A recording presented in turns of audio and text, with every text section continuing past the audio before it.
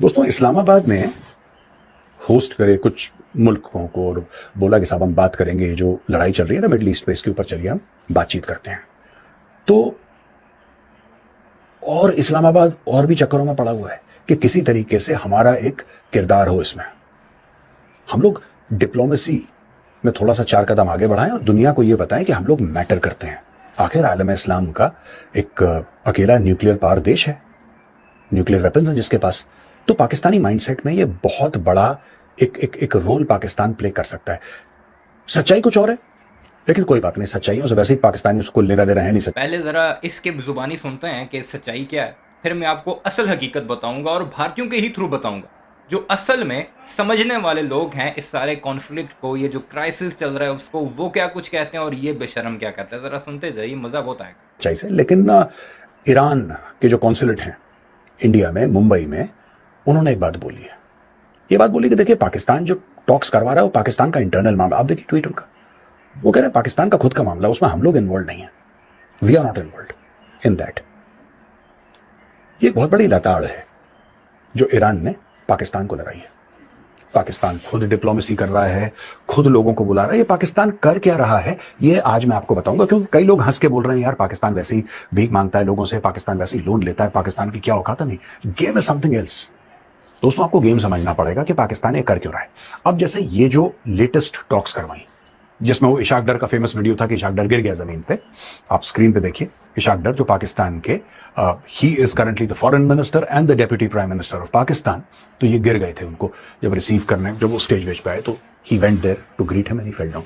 ये उसी का एक वाकया है उस समय का। तो हुआ क्या है ये देखिए साहब, ये कौन कौन से देश आए थे साहब। इसमें टर्की है, सऊदी अरेबिया है, इजिप्ट है और पाकिस्तान। तो 4 देशों के बीच में ये मीटिंग हुई। ठीक है, एक अलग चीज है जिसमें ईरान कह रहा है कि साहब हम इसका हिस्सा नहीं है, वो एक अलग बात है। और यहां पे पाकिस्तान एक ईरान इसका हिस्सा नहीं है, पाकिस्तान मीटिंग करवा रहा है। पाकिस्तान की तरफ से जब पहली दफ़ा ऑफ़र की गई, शहबाज शरीफ ने ट्वीट की, उसे रीट्वीट किया किसने, उसे दोबारा पोस्ट किया किसने, डोनाल्ड ट्रंप ने, जो कि मेन फ्रीक है इसका।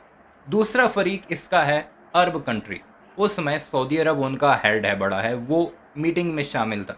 तीसरा आ गया ईरान, इसराइल के साथ तो हमारी बनती नहीं, वो जाए भाड़ में, हम उसका नाम तक लेना गवारा नहीं करते। तीसरा फरीक आ गया ईरान। मसूद पज़ेश्कियान के साथ 2 दिन पहले शहबाज शरीफ की 1 घंटा बात हुई। जंग जैसे माहौल में, जहां पर जंग लगी है, हर वक्त हमले होते हैं, वहां पर किसी प्रेसिडेंट के पास इतना टाइम नहीं होता कि वो बच्चों का पूछे या फैमिली का पूछे कि कैसा चल रहा है तुम्हारी फैमिली में। जाहिर बात है, एक दो ममालिक हैं, आपस में बात कर रहे हैं, 1 घंटा लंबी बात हुई है, तो किस वजह से की होगी? जंग के हवाले से ही की होगी। अभी कौन सा ईरान ने हमें तेल शेल भेजना है, या हमें जो है वो कुछ उससे टाफियाँ बबल लेने हैं, या कोई चीनी लेनी है कि हमने इस वक्त उससे 1 घंटा बात की, या पाकिस्तान के प्राइम मिनिस्टर ने बात की। अभी मैं आपको एक चीज़ दिखाता हूँ, फिर गोबर आलिया की भी सुनते हैं कि कैसे इसके मुंह पर जूत पड़ते हैं। ये ज़रा देखिएगा, यह है दी प्रिंट, भारत का एक लीडिंग मीडिया हाउस है।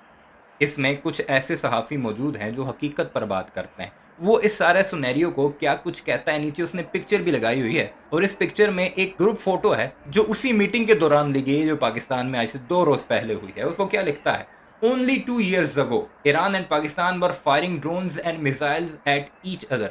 2 साल पहले पाकिस्तान और ईरान एक दूसरे के ऊपर बम मार रहे थे। Pakistan signed a mutual defence treaty with Iran arch rival Saudi Arabia last year, यानी उनका जो आमने सामने जो उसके साथ पाकिस्तान ने डिफेंस पैक्ट किया। And yet Pakistan along with Egypt, Saudi Arabia and Turkey is at the centre of talk over a cease fire between the US and Iran. यानी बीच में जो बैठा हुआ है वो है पाकिस्तान, किसके साथ? सऊदी अरब, तुर्की और इजिप्ट के साथ। There is no guarantee that the talk will succeed. कोई इसमें गारंटी नहीं हो रही, तो हम भी कहते हैं कि कोई गारंटी नहीं है। लाजमी नहीं है जंग में कोई मीडिएटर बैठे या फैसिलिटेटर बैठे तो उसने जंग रुकवानी ही रुकवानी। But Pakistan for now appears to have a seat at the global high table. लेकिन पाकिस्तान जो सीट हासिल कर चुका है ना ग्लोबली, वो बड़ी हाई है। Prime Minister Narendra Modi poorly timed tilt to Israel on the eve of the war had already damaged Iranian trust in India। ये जो फादरलैंड क्या कराया था ना, जंग से 1 रोज पहले ही अपने बाप इसराइल को, उसने दी प्रिंट के मुताबिक, जो भारत का ही मीडिया हाउस है उसके मुताबिक, डैमेज कर दिया है ईरान का ट्रस्ट इंडिया पर। The Modi government subsequently course corrected to protect Indian energy security However, 18 Indian vessels carrying crude oil and LPG remaining stuck in the Persian Gulf as of 30 मार्च, यानी 30 मार्च तक जो 18 के करीब इंडिया के बड़े शिप्स हैं, जो वेसल्स हैं, जिनमें एलपीजी और पेट्रोलियम है, वो वहां पर फंसे हुए हैं। कहां पर? स्टेट ऑफ हार्मोज में। While Iran has reportedly given blanket permission for 20 Pakistani flagged vessels to guarantee transit the Strait of Hormuz, और 20 पाकिस्तानी जहाज़ों को ईरान ने खुली छूट दे रखी है कि तुम यहाँ से गुजर सकते हो। ये फ़र्क है पाकिस्तान और भारत में ईरान की नज़र में। This is an undeniable setback to India's goal of isolating Pakistan. How did it come to pass? यानी ये जो है एक बहुत बड़ा सेटबैक है कि हमने पाकिस्तान को दुनिया में तन्हा करना था। अब ये जो एक आर्टिकल का छोटा सा टुकड़ा है, ये सारी कहानी बयान कर देता है किसके बारे में? पाकिस्तान, ईरान और इंडिया ईरान ताल्लुकात के बारे में। यानी वहाँ से 2 साल पहले से ही शुरू हुआ कि बम मार रहे थे और अब पाकिस्तान कहाँ पर है कि पाकिस्तान के जहाज़ छोड़ रहा है और ये गोबर आ रही है, क्या कुछ कह रहा है। पाकिस्तान जो है वो कोई धोखा देगा ईरान को और पाकिस्तान को। तो आज की हमारी वीडियो का आपने रिएक्शन सुना है कि ईरान, इसराइल और अमेरिका के दरमियान जो जंग चल रही है उसको लेकर आज की वीडियो का हमारा रिएक्शन था। तो ईरान ने भी बहुत ज़्यादा तबाही मचाई हुई है जो कि इसराइल के मुल्क में। एक तो हम आपको बता दें, ईरान ने बहुत बड़ा धोखा दिया है, इसराइल को धमकी में रखा है कि जो जेली उन्होंने असला और जहाज़ वगैरह चाइना से लिए हुए थे उन पर ही वे ये बम्बारमेंट करते रहे। लेकिन वो सारे के सारे जेली थे, इनका असला ज़ाया करवाने के लिए बांग्लादेश जो ईरान ने साजिश की थी वो कामयाब रही।